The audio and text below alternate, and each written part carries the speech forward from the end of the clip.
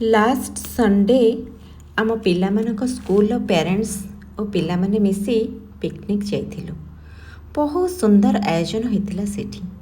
ଯେଉଁମାନେ ପିକନିକ୍ର ଦାୟିତ୍ୱ ନେଇଥିଲେ ସେମାନଙ୍କୁ ଧନ୍ୟବାଦ। ସବୁ ବଢ଼ିଆ ଭାବରେ ହେଇଗଲା।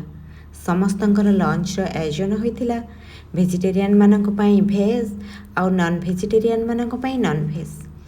ଆଉ ମୁଁ ମୋର ଆଉ ଜଣେ ସାଙ୍ଗ ପିଓର ଭେଜ୍ ଖାଉଥିଲୁ ବୋଲି ଆମ ପାଇଁ ଶୁଦ୍ଧ ସାତ୍ତ୍ୱିକ ଖାଦ୍ୟର ମଧ୍ୟ ବ୍ୟବସ୍ଥା ହୋଇଥିଲା। ବହୁତ ମଜାମସ୍ତି ହେଲା, ନାଚ ଗୀତ ବି ଚାଲିଲା। ତାପରେ ମ୍ୟୁଜିକାଲ ଚେୟାର ଖେଳ ଚାଲିଲା। ପିଲାମାନଙ୍କ ଭିତରେ ମୋ ଝିଅ ଲିକ୍ସିତା ଜିତିଲା ଆଉ ମାଆମାନଙ୍କ ଭିତରେ ମୁଁ ଜିତିଲି। ସମସ୍ତେ ବି କହିଲେ, ମା ଝିଅ କେମିତି ଜିତିଗଲ?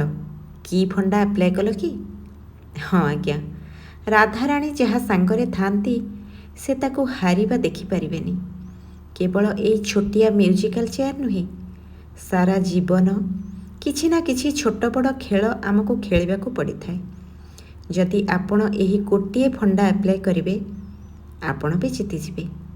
ସେଇଟା ହେଉଛି ରାଧା ନାମ ଜପ। ରାଧେ ରାଧେ।